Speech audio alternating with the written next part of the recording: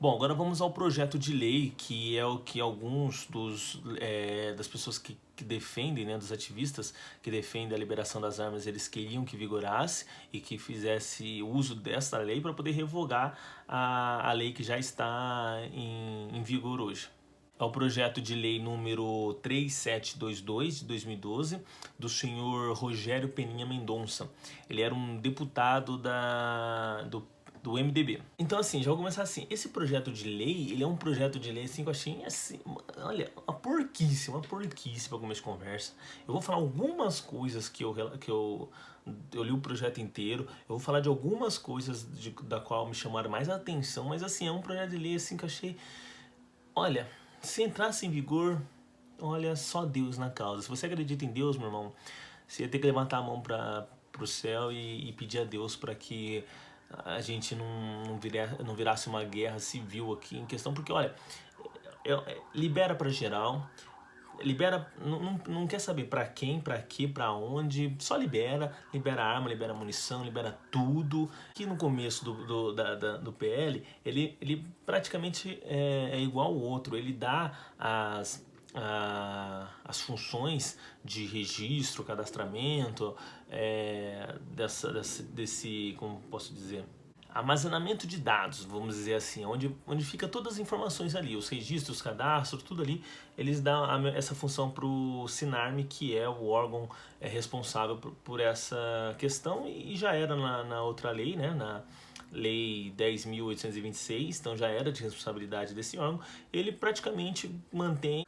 Aí eu já vou aqui na primeira coisa que me chamou a atenção. Eu li todo o artigo, tá lembrando, todo o PL, não vou falar tudo que me chamou a atenção, não vou falar, porque tem muita coisa, é um absurdo até de outro absurdo, mas assim, a primeira coisa que me chamou a atenção lendo lá foi assim,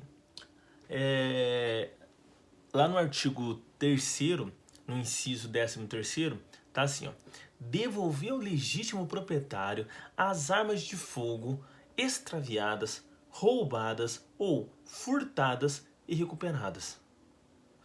Ou seja, o que ele está falando com isso? É praticamente assim, ó, se você deixou que sua arma fosse roubada, extraviada, desviada, seja lá o que for, se você foi incompetente, que não soube cuidar da sua arma, se mostrou incapaz de ter um cuidado com a sua arma, a ponto dela parar na mão de criminosos ou na mão de terceiros que não tinham autorização para ter essa arma, e a polícia recupera essa arma da mão de uma pessoa que não tinha autorização para ter ela, a gente vai devolver para você, tá bom? Você é um irresponsável, nas palavras lá do filme Tropa de Elite, você é um moleque que deixou a sua arma parar na mão de pessoas de má índole ou de pessoas que não deveriam estar com essa arma porque não tinham registro dela, mas tudo bem, a gente vai devolver essa arma para você, para dar uma oportunidade de você poder deixá-la ser extraviada, roubada de novo, ou furtada de novo, tá bom? Foi que nem no caso lá quando roubaram a arma do Jair Messias Bolsonaro, lá quando ele era deputado ainda, um nobre deputado, andando de motinha lá no Rio de Janeiro, roubaram ele, levaram a arma dele, ficou um tempo essa arma na mão dos criminosos, o que fizeram com essa arma, se mataram, se roubaram usando ela provavelmente, depois de um tempo devolveram a arma pro cidadão de bem. No capítulo 3º, artigo 4º, parágrafo 3º, para fins de comprovação de propriedade, é facultado registrar arma de fogo obsoleta no órgão de representação do Sinarme, mediante simples requerimento. Ou seja, o que seria arma obsoleta para eles, né? É uma arma que já tem uma determinada idade. Ó, pega comigo aqui o que fala no projeto, o que fala nesse PL. O que seria uma arma obsoleta? É uma arma que já está com determinado tempo de uso, então ela já se tornou obsoleta, porque ela já é muito velha. Ou uma arma que ela não está em condições físicas mais de ser usada.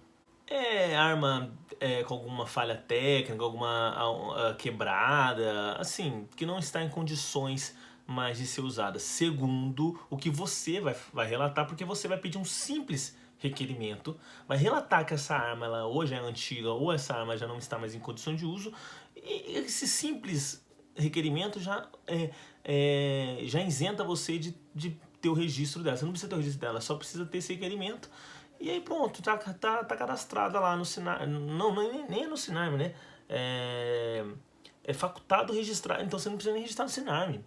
Só requerer lá, então, abrir esse requerimento, falar que ela é obsoleta e tá tudo certo. Se essa arma, por mais antiga que seja, ela ainda é uma arma que dê para usar, você vai poder usar ela para que você quiser, sem registro, sem você comprovar registro dela. Se essa arma for uma arma que realmente é uma arma que está com problemas técnicos ali, ou de quebrada, ou já não dá mais para usar, você também vai poder manusear essa arma, porque você não vai ter nem registro dela, você vai fazer o que você quiser com ela, e caso você faça isso e botar a sua vida em risco, ou de outras pessoas, porque essa arma não está apropriada para usar, foda-se também. Então assim, é obsoleta? Não devolve ela não, fica com ela aí na sua casa, faz o que você bem quiser dela, beleza? É mais ou menos isso que eles falam. E sem burocracia, tá? Um simples requerimento. Artigo 6º, parágrafo 3º. O proprietário de arma de fogo obsoleta apenas pode, mediante simples requerimento, obter junto ao comando do exército certificado de colecionador de armas. Então pronto, matou aí. Agora, esse artigo aqui, eu vou falar pra você, esse aqui os caras foram audacioso mesmo. Esse aqui os caras falaram, não, é arma de fogo pra todo mundo mesmo. É aqui, ó, no artigo 10º, parágrafo 2º, tá lá. O cometimento de crime culposo não será considerado para descredenciar o requerente à aquisição da sua arma. Vou voltar a falar aqui com vocês, ó. O cometimento de crime culposo não será considerado para descredenciar o requerente à aquisição da sua arma. Lembrando que agora, na Lei 10.826, qualquer crime que a pessoa tenha, antecedente criminal que a pessoa tenha, ela fica descredenciada a ter uma arma de fogo. Ela não consegue registro porque ela tem antecedentes. O que é um crime culposo? Aí eu vou ler aqui para vocês, ó. A definição é o comportamento voluntário desatencioso voltado a um determinado objetivo, lícito ou ilícito, embora produza resultado ilícito, não desejado, mas previsível, que poderia ter sido evitado. Ou seja, uma pessoa que cometeu um crime culposo, ou seja, aquela que não tem intenção de matar, porque muitas vezes por falta de perícia, algo do tipo, levou em consideração que ela não tinha intenção de matar. Mas pode acontecer que ela sim tinha intenção de matar e tudo mais, mas devido à perícia e tudo mais, ou imperícia, ficou concluído que ela não tinha intenção de matar. Nessas situações, a pessoa ela cometeu um crime culposo. Pessoas que se envolvem em acidente de trânsito e realmente foi um acidente e tudo mais, mas ocasionou na morte de outra pessoa, por mais irresponsável que você tenha sido, mas ficou ali como um acidente de trânsito, você vai assumir um homicídio culposo, a menos que você tenha bebido, a menos que você, sei lá, tenha entrado numa contramão ou algo do tipo, porque aí você assume a responsabilidade de matar. Em caso de acidente mesmo, se não for comprovado que você realmente deu uma baita de uma escorregada, uma cagada ali que você fez, é culposo, mesmo você não tendo a intenção, culposo. Essa lei, então, ela dá brecha para quem cometeu o crime culposo de poder ter arma. Imagina esse monte de cidadão de bem cometendo crimes culposo com as suas armas de fogo. É lamentável, mas pode acontecer. Vamos lá para mais um detalhe desse PL que me chama a atenção. Artigo 20. O possuidor ou detentor de arma de fogo de uso permitido não originalmente registrada poderá, a qualquer tempo, promover o seu respectivo registro, mediante requerimento à autoridade policial representativa do Sinarme, desde que, cumulativamente, exista comprovação de origem lícita da arma, não exista registro prévio da arma ou assentamento de ocorrência penal de qualquer natureza envolvendo-o e estejam preservadas todas as características técnicas originais da arma. Ou seja, se você tem uma arma na sua casa, que ela, por enquanto, ela não tem registro. Não sei porquê, mas não tem registro. Você conseguiu ela não tem registro. Se você comprovar que essa arma ela não é fruto de algo ilícito, que ela tá com as condições técnicas dela preservada e que ela não foi usada para cometer nenhum crime, você pode registrar essa arma sua no Sinarme. Beleza? Então, comprovou tudo isso? Beleza, legal. Esse mesmo artigo, ele fala assim lá no parágrafo 2º. Presume-se de boa fé o cidadão que requerer o registro previsto neste artigo. Por que será que ele fala isso, né? Você já dá a boa fé, o famoso cidadão de bem, tá ok? Dá boa fé pro cara sem saber quais são as intenções dele. Só por ele estar querendo registrar a arma dele, você já dá a entender que ele está agindo de boa fé. Então, ele teve que colocar isso na lei. Teve que colocar na lei que o cara que quer registrar sua arma, independente para que ele quer sua arma, ele está agindo de boa fé. Mais adiante, a gente vai descendo aqui, tá lá. Ó, pra você ver. Nesse mesmo artigo, no parágrafo 3º, a comprovação de origem lícita da arma poderá ser substituída, repito, substituída por declaração firmada pelo requerente. Por declaração firmada pelo requerente, com autenticidade de assinatura reconhecida pelo órgão de poder judiciário ou delegatário, desde da qual deverão constar a descrição da arma, a identificação da forma da qual chegou à posse do requerente, a época do início da posse e a assunção de responsabilidade civil e penal pelo requerente na hipótese de comprovação da falsidade das declarações prestadas, inclusive para fins do que dispõe no artigo 226 do Código Penal brasileiro. Aí o que chama atenção aqui, a primeira coisa, bastante coisa chama atenção aqui, mas a primeira coisa, primeiro, ele torna aquele parágrafo anterior obsoleto. Aquele que fala que você tem que comprovar a existência da comprovação ilícita da arma, não exista registro prévio de assentamento em ocorrência penal, estejam preservadas todas. Você não precisa comprovar nada. Por quê? Você só precisa fazer um requerimento, uma declaração, assinar uma declaração, levar num cartório, né, num órgão judiciário, para poder autenticar, dar autenticidade e pronto, e encaminhar isso ao Sinarme. Pronto, você já... Ou seja, quem vai usar a outra opção? Que é muito mais difícil. Então, se você conseguiu uma arma, aí ele já declarou, nesse mesmo artigo, ele já declarou que você está agindo de boa fé. Né? Porque ele presume-se de boa fé a pessoa que está procurando registrar sua arma. Então, independente se você conseguiu essa arma através de maneira ilícita, se ela foi usada para cometer algum roubo, algum crime, ou você mesmo, de repente, já usou essa arma para matar alguém, sei lá.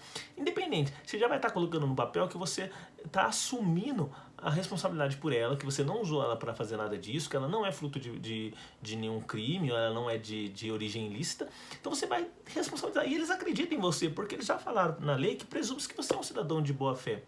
Então, tá tudo certo.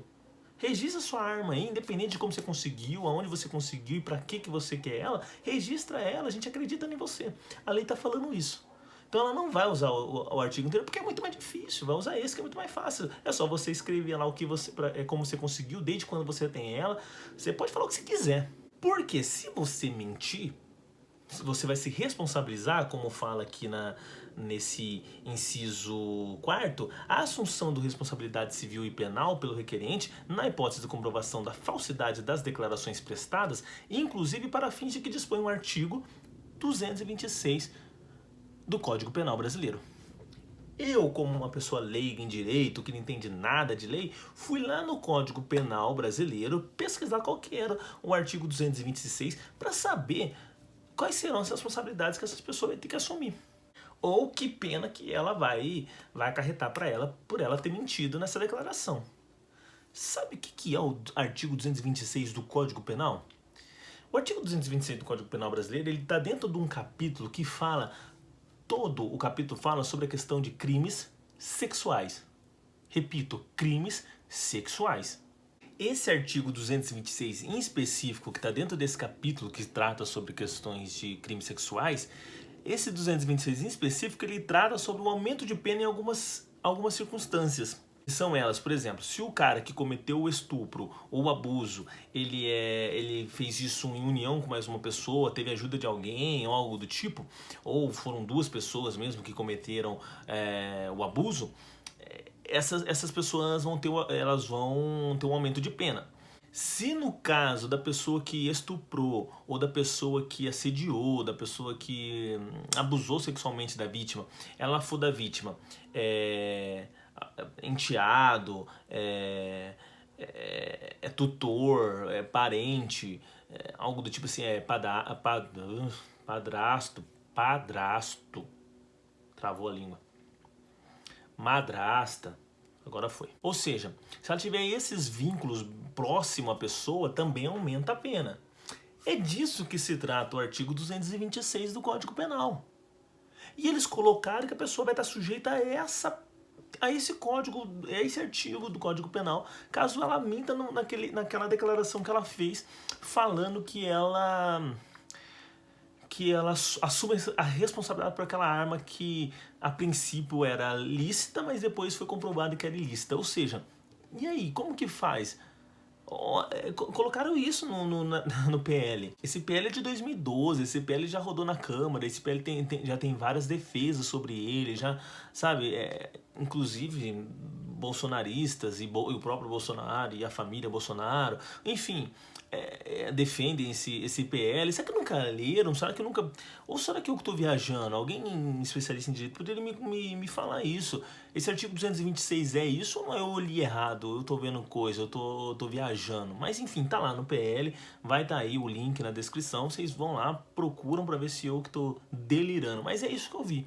Aí uma coisa que chama muita atenção minha, para encerrar assim as coisas absurda que eu vi nesse PL, eu não entendi até agora por quê.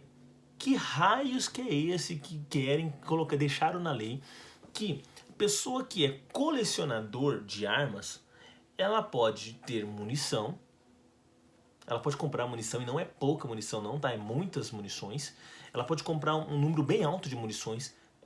Vou falar de novo, colecionador.